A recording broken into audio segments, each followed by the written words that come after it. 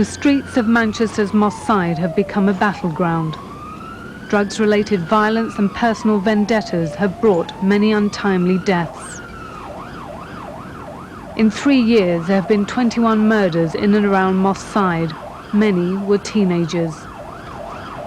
In April 1990, Egbert Williams was stabbed to death. In April 1991, Carl Stapleton was hacked to death with a machete. In October the same year, Darren Samuels, on bail for attempted murder, was shot dead. In January this year, 14-year-old Benji Stanley was shot 3 times at close range and killed. It's hard to go through. It was like a nightmare. I'd just been talking to Darren 10 minutes before, and the next minute I was holding him dying. All of a sudden, there was a judder of fire. I think there was 2 or 3 shots fired. Well, I wasn't counting. I was terrified. I dug down. They fell down. 2 of them, one of them fell down. 2 of them ran into the kitchen. The one who fell down actually got up and went into the kitchen as well. The bullet seemed to have skated straight across his face. And it didn't look that bad, but he was bleeding. I mean, he bled all over my arm and all over himself. He was obviously extremely worried about it. There was just a few people. There was no crowd. And there was blood like a river.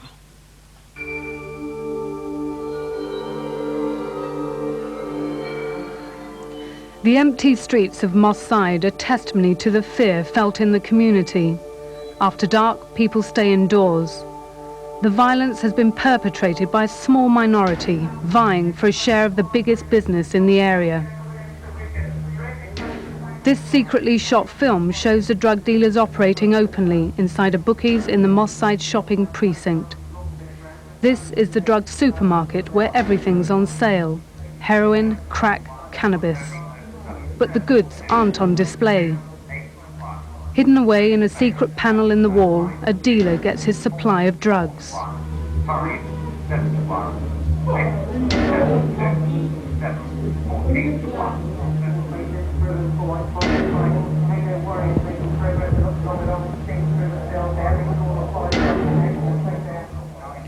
Hundreds of thousands of pounds change hands every year as addicts and suppliers buy their drugs from the dealers. 8 hours a day, 6 days a week, dealing goes on under the noses of security guards and shop staff. It's a business. They have a commodity and they have to sell it. Drugs is such a commodity, and the value of it, there's a lot of money to be gained from it. So it does have a sort of very high street value, and obviously no respect to anybody and no respect to life. So you have young people who have no other opportunity except into crime or into drugs. You have a situation where gangs form on different parts of the estate in the area. It's not a question of painting a picture of mass. It's only a very small minority of people that's involved in this. But it's a situation of those young people don't see any other future. A small number have affected the lives of those living in Mosside. At this reggae concert, the organisers were expecting gang trouble. Everyone was screened for knives and guns. Here last summer, a young man called Lincoln Stewart was shot in the head.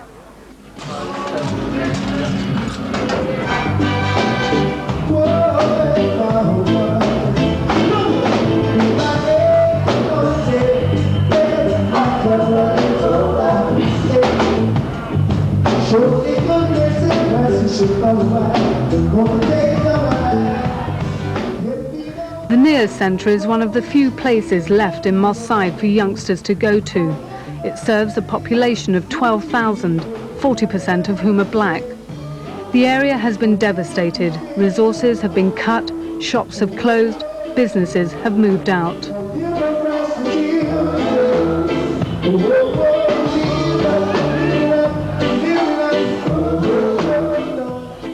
For people looking for opportunities, there are none. Among young black males, the unemployment rate is 85%.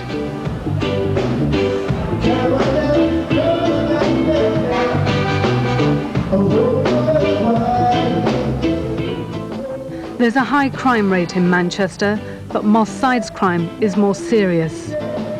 The people in the area, families, are worried about their children being out on the street, worried about what's going to happen in terms of how the drugs and violence on the street may affect their children. They're worried about going out themselves at night. Women, even travelling short distances, travelling in taxis to avoid the problem and the fear of street violence. They're worried about security in their own homes.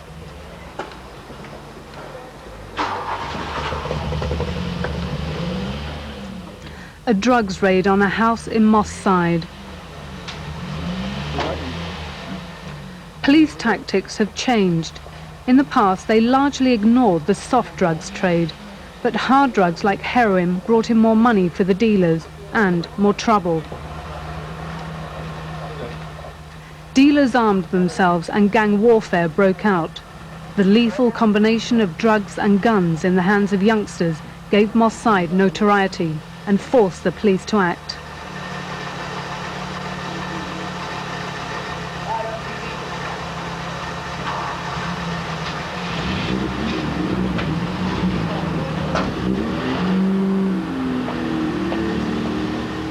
One senior police officer described Mosside as a nasty, violent place.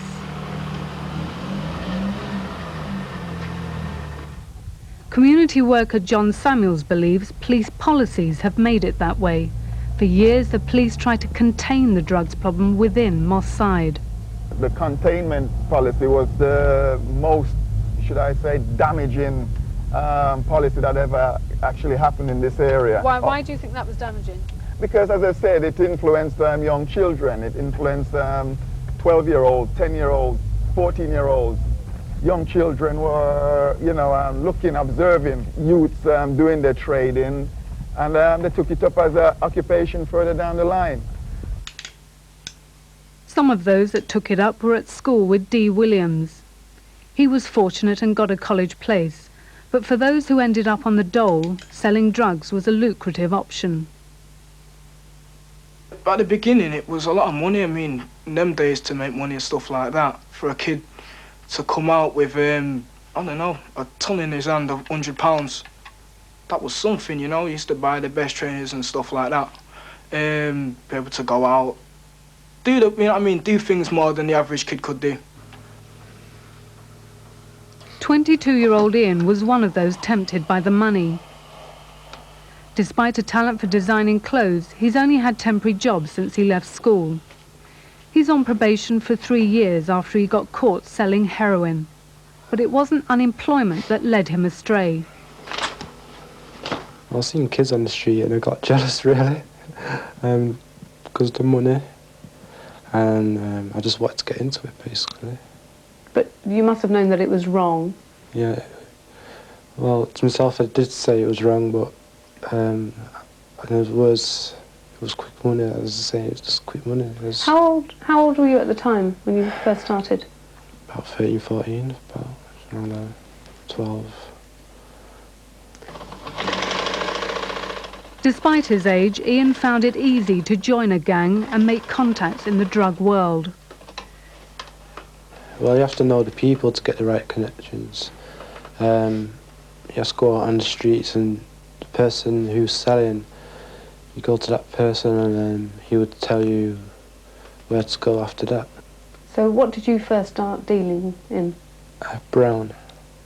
That's That's how I know it of, just brown. Is that heroin? Yeah, that's just heroin. Ian was still at school when he started selling drugs. After school, the best time to sell the drugs.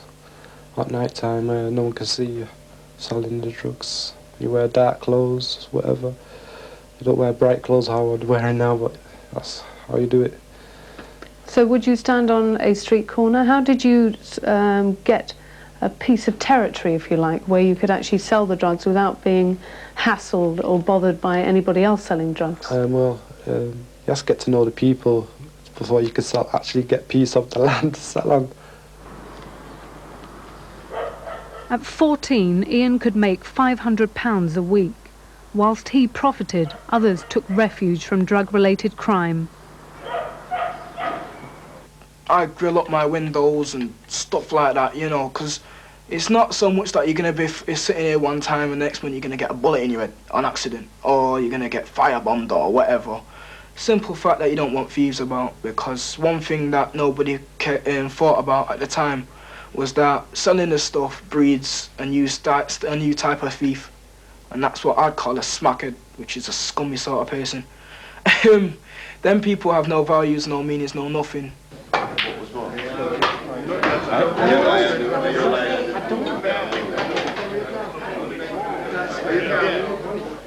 The landlord of the Iron Duke pub has banned drug dealing, but the place is a social hub for everyone, and that includes dealers and addicts. Robert and Donna are heroin addicts. Donna has 4 children, including a young baby.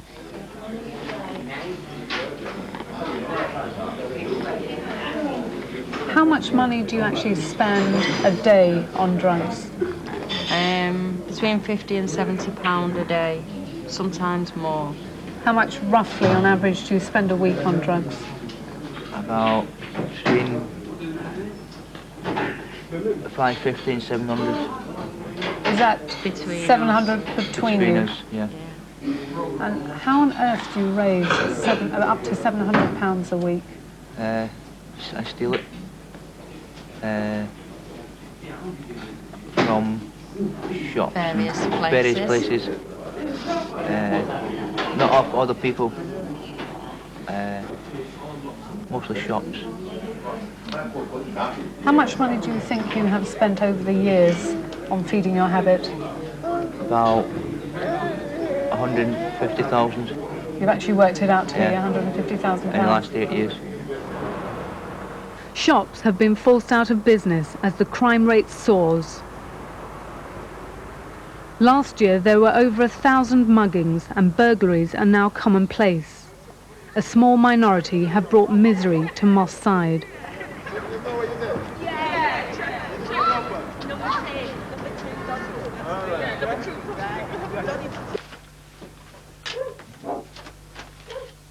Jim Stevenson has witnessed the upsurge in crime on the estate. He's lived here since his house was built 18 years ago.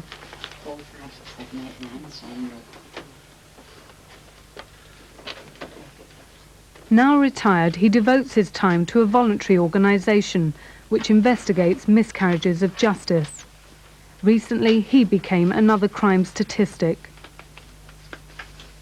We were broken into, and we lost £900 in cash and valuables. We've had 4 other attempts which came to nothing. Next door to us was firebombed. There's been 3 drug raids on that house.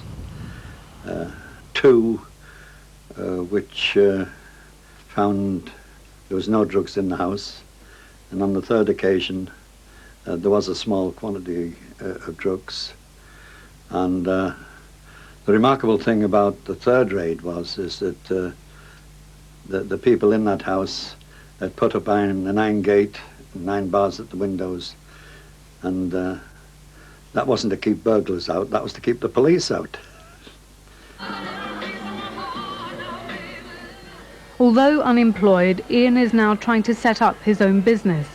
He's got traders interested in the children's clothes he makes. I've just come to show you some designs. No problem. Let's have a look.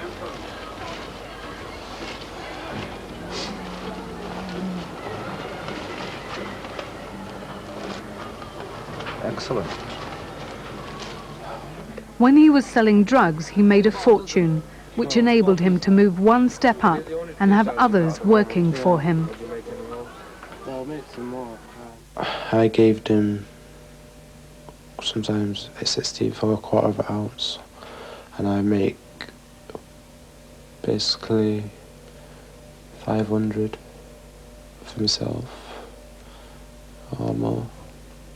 Would you make that £500 just from one person that was selling the drugs for you, or from all of them together? No, from one person. And so from all of them, at the end of the week, you would get about £2 grand. Yeah, you could say that, about £2 or more. It's a fact of life here that the black youth of Mosside see the drugs business as their business, because that's all they've got. It's all they'll ever get. The employment position round here is means that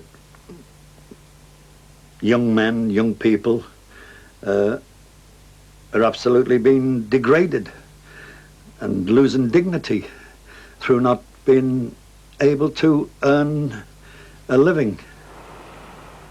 Drug money equals power in Mosside, and power equals territory. That territory has been divided between two main gangs. On one side of the estate is the Doddington gang, and on the other is the Gooch.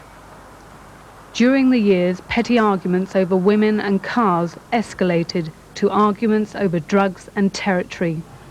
Feuds divided former friends and led to violence and even murder.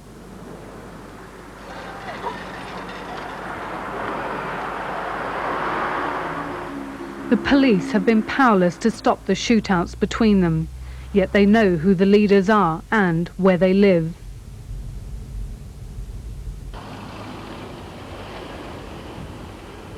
The Doddington gang have a reputation of being utterly ruthless. Why Doddington is known as in that light is because their principle is, and there is principles, that they belong to Mosside, they're from Mosside, and no one else is going to take them off their turf. Their turf is their castle. This is their kingdom. And because of that, it will be defended with all forces. And what do they use to defend this place? Well, we have heard in the past there have been gun battles, there have been machete attacks, and there's been several of those type of wars that has gone on. Against who? Against any enemy, as they see it, that would want to come in and take their territory. They had running battles with some of the posse's gang members of the Gooch Close. I'm just going over to Gooch Close now after leaving Doddington. Just a few streets separate the two warring factions. This is Gooch Close. Gooch Close is where the gangs, young gangs, the young posses grew up together. They similarly had the idea of the Doddington, which meant they'd protect their own turf by any means necessary. They were more organized than any of the other gangs, so to speak, because if one was taken out, they would get together and go and trouble the person who troubled them. Their activity has recently taken a battering. In 1991, in Operation China, police targeted the Gooch gang. They sat in derelict houses and surveyed the blatant selling of drugs on the streets. 20 people were convicted. Now another gang from Cheetham Hill, 4 miles away, is out to control Mosside's drug trade. They're better equipped than the feuding gangs in Mosside. They were much more organized, much more military fashion, much more central. What do you mean by military fashion? Military fashion in the sense that they would have their generals, lieutenants, and field marshals literally operating in that military way. Cheetham Hill's Tony Johnson was shot dead outside a local pub. Despite 2 murder trials, no one has been convicted. This is a final territory for many of the victims of Manchester's gang violence.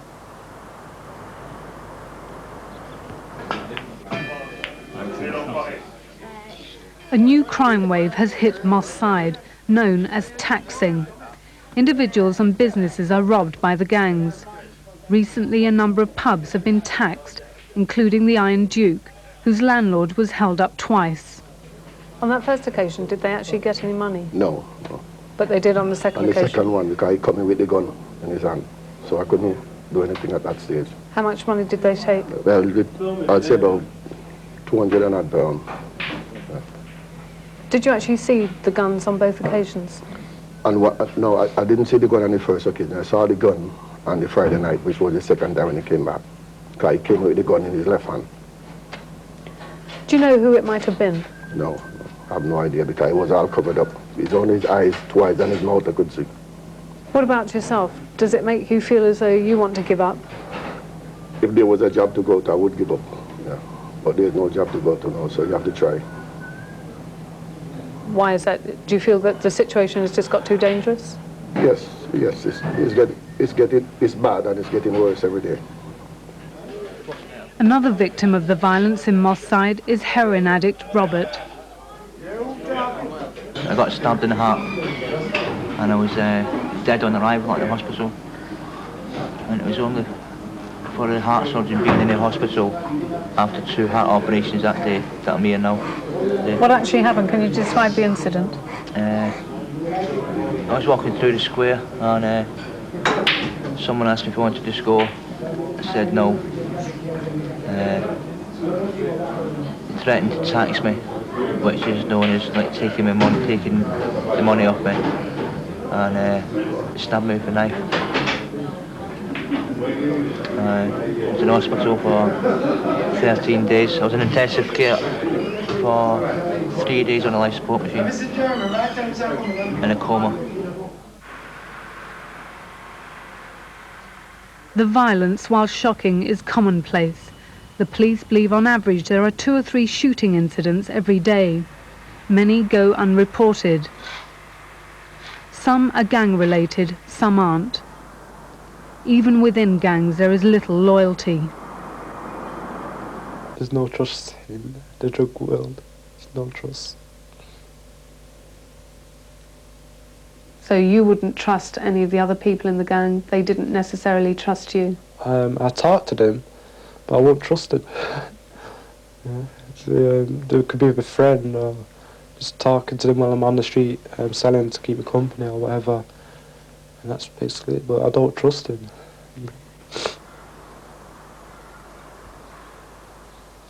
That lack of trust betrays the jealousy and the rivalry in the drug world. Ian learnt the only way to survive on the streets was to make his presence felt. You have to make them know they can't sell on that part of turf where you're selling. So yes, it's like sort them out. Right. So the only way to make sure that they don't encroach on your turf is to beat them up? Yeah, and, well, attack them really. How would you attack them? Would you use a knife? Yeah. Well, as you say, a gun, but I never used one of them before. Never seen one. So did you beat up people Sometimes, to make sure yeah. that they remembered never to go back on your turf? Yeah, sometimes.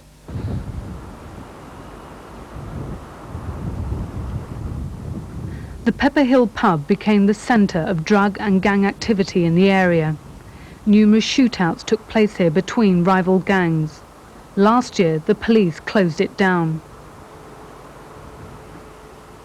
In March 1990, Egbert Williams was beaten up outside the Pepper Hill.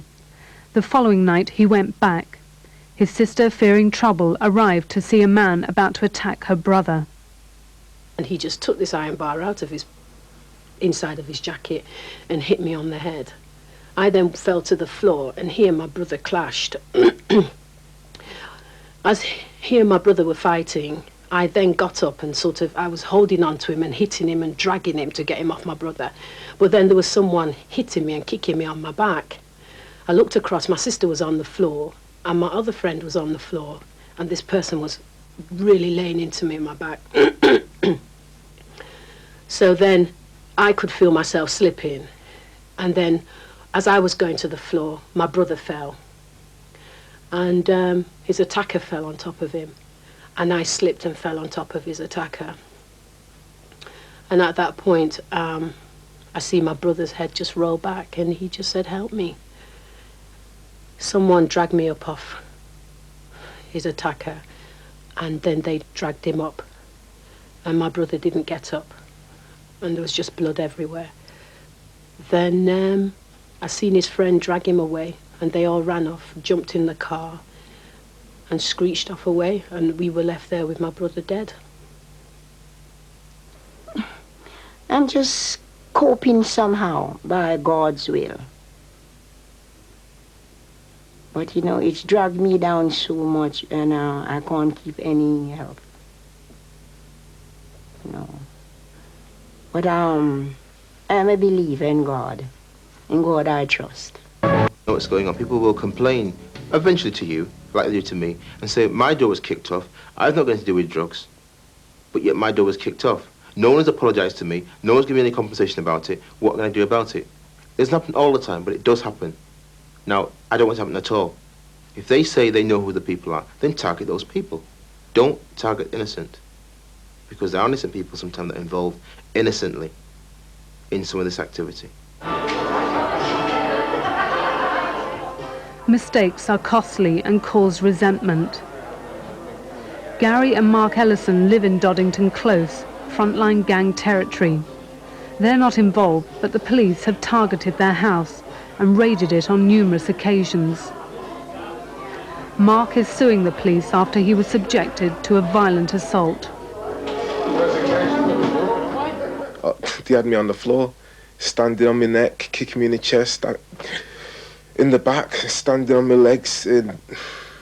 Quite a terrifying incident, really, that builds up from almost nothing. It starts in the routine and becomes a nightmare. I thought I was going to die that night, basically. About 3 of them came in the van after me, when they threw me in the van. I had the handcuffs behind my back. I was on the floor in like a lean type position like that, and they just started standing on my chest, putting fingers in my mouth, over my eyes, over my nose, saying things like, don't let him breathe, don't let him breathe, and just...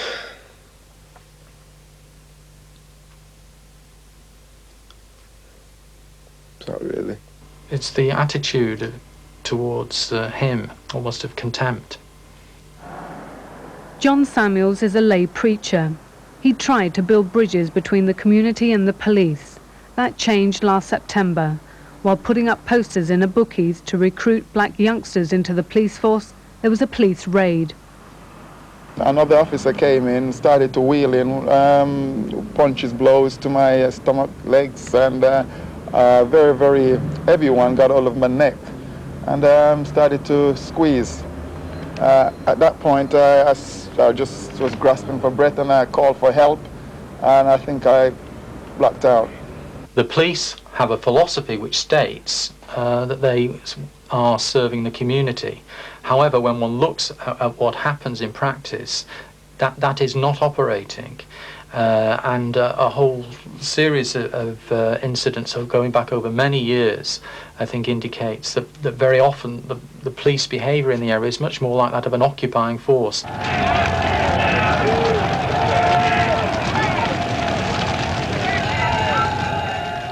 The bitterness between the youths and the police has a long history.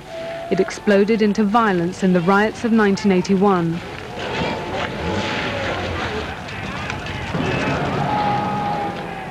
The embattled position of the police remains.